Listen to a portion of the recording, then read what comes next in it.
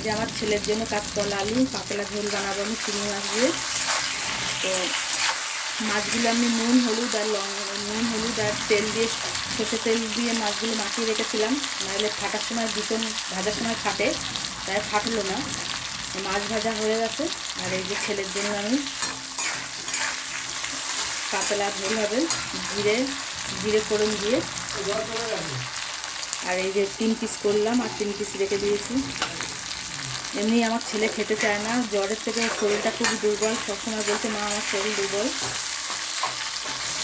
ওর জন্য আমি বানাচ্ছি। এর মধ্যে আমি পাতলা ঝোল বানাবো, তো তাই আদা জিরে লঙ্কা দিয়ে বানাবো, আর কোনো মশলা বেশি দেবো না।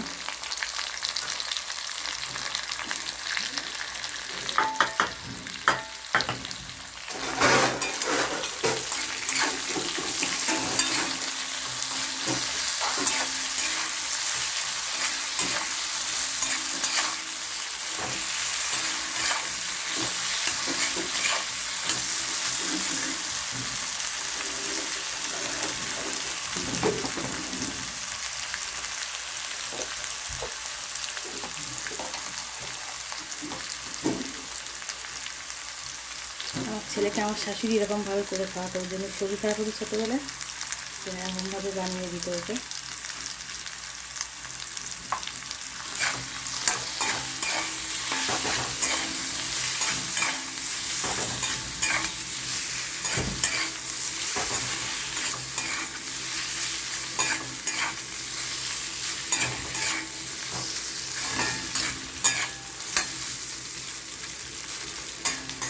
পাতলা ঝোলটা বানাবো, কাঁচকলার তরকারি, এটা পুরোটাই কাঁচকলার তরকারি হচ্ছে এটা।